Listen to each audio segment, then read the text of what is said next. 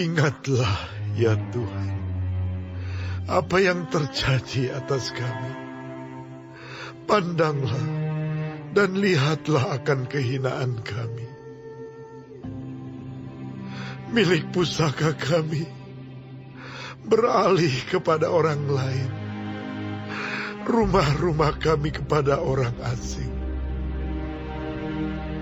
Kami menjadi anak yatim, tak punya bapa,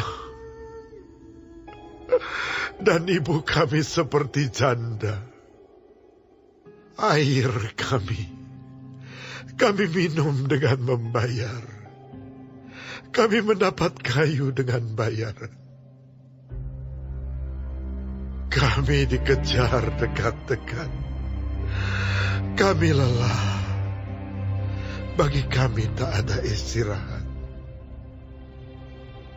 Kami mengulurkan tangan kepada Mesir dan kepada Asyur untuk menjadi kenyang dengan roti. Bapak-bapak kami berbuat dosa. Mereka tak ada lagi, dan kami yang menanggung kedurjanaan mereka. Pelayan-pelayan memerintah atas kami, yang melepaskan kami dari tangan mereka tak ada. Dengan bahaya maut, karena serangan pedang di padang gurun, kami harus mengambil makanan kami. Kulit kami membara laksana perapian, karena nyerinya kelaparan. Mereka memperkosa wanita-wanita di Sion, dan gadis-gadis di kota-kota Yehuda. Pemimpin-pemimpin digantung oleh tangan mereka. Para tua-tua tidak dihormati.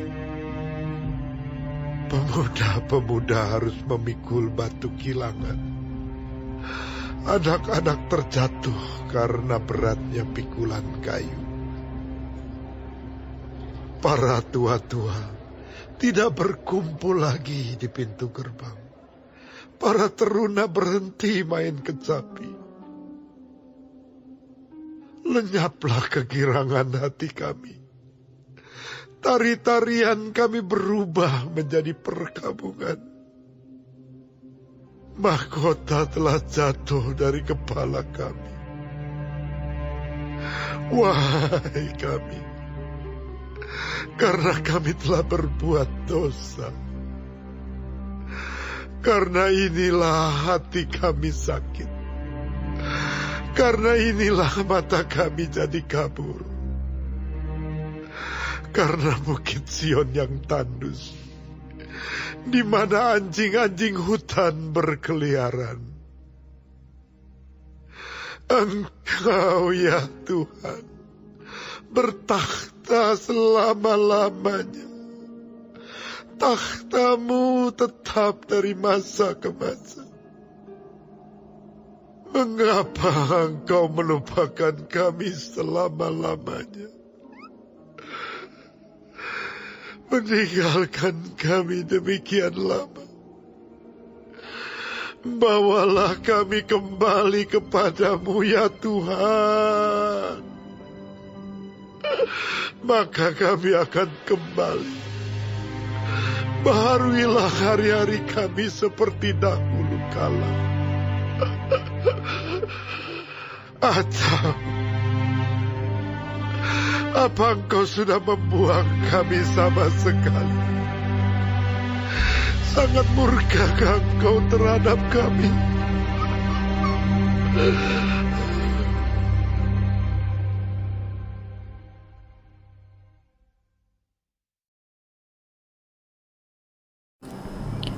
Shalom saudara-saudaraku yang kekasih di dalam Tuhan Yesus. Puji Tuhan kita masih diberi kesempatan hidup dan dapat mempelajari firman Tuhan dari Ratapan 5. Tuhan Yesus memberkati. Pada saat mengalami duka cita, sikap orang percaya yang sejati harus datang kepada Tuhan di dalam doa. Yeremia memberi contoh. Ia berdoa memohon belas kasihan Tuhan bagi bangsanya. Pada akhir doanya, Yeremia bertanya, apakah Tuhan sudah membuang sama sekali umatnya? Apakah Tuhan tidak lagi berbelas kasihan karena murkanya yang dahsyat kepada mereka? Tetapi Tuhan tidak akan tetap murka kepada mereka selamanya.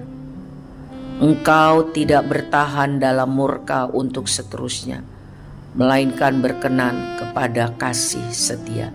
Mika 7 ayat 18. Yeremia terus berdoa memohon pemulihan Tuhan.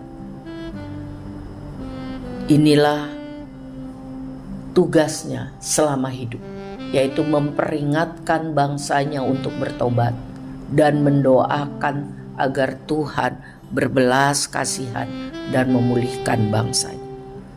Dia tidak menjadi lemah dan putus asa ketika situasi-situasi buruk itu datang. Dia tetap berdiri teguh menjalankan tugasnya. Di ayat 14, saat ada kedamaian dan kemakmuran, para pemimpin kota itu duduk di gerbang kota, bicara mengenai banyak hal seperti politik, filsafat, dan bisnis. Ketika Yeremia berdoa, ia melihat semakin sedikit bukti bahwa bangsa itu hidup takut akan Tuhan. Mereka tidak menghargai berkat Tuhan. Mereka kehilangan kasih yang mula-mula kepada Tuhan. Mereka menganggap bahwa segala sesuatu, kenyamanan hidup itu karena hasil usaha mereka. Mereka kurang bersyukur kepada Tuhan. Mereka kurang bersungguh-sungguh mencintai Tuhan.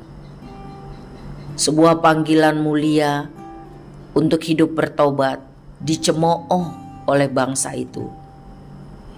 Bahkan Yeremia dibuang ke dalam sumur kering tapi berlumpur dan diharapkan segera mati. Mereka bosan, mereka muak dengan pesan pertobatan Yeremia. Akibatnya bangsa itu sekarang mengalami penderitaan yang sangat dalam karena bebal. Kitab Ratapan memberi kita gambaran tentang penderitaan pahit yang dialami penduduk Yerusalem. Suatu dosa menguasai mereka dan Tuhan jauh dari mereka. Selama ini hidup mereka hanya untuk materi, kedudukan, memuaskan keinginan. Semua yang mereka andalkan telah runtuh. Dan Tuhan juga sudah berpaling dari mereka karena dosa-dosa mereka. Tetapi sebenarnya Tuhan tidak meninggalkan mereka jauh-jauh. Itu adalah pengharapan besar yang dinyatakan oleh Yeremia di dalam doa-doanya. Dia berharap walaupun pada masa lalu bangsanya penuh dosa, tetapi dia memohon Tuhan memulihkan mereka, supaya mereka bisa datang kembali kepadanya dan hidup mengasihinya. Pengharapan untuk hidup yang diperbaharui hanya ada di dalam Tuhan yang kita kenal dalam Yesus Kristus. Jadi saudara, kita harus sungguh-sungguh bergantung kepada Tuhan, bukan malah berjauhan dari Tuhan. Karena tanpa Tuhan hidup kita sia-sia. Tetapi dengan Tuhan, waktu Tuhan Immanuel, Allah beserta kita, maka segala sesuatu mendatangkan kebaikan demi kehormatan nama Tuhan. Tuhan Yesus memberkati untuk kita hidup jadi pelaku firman. Amin.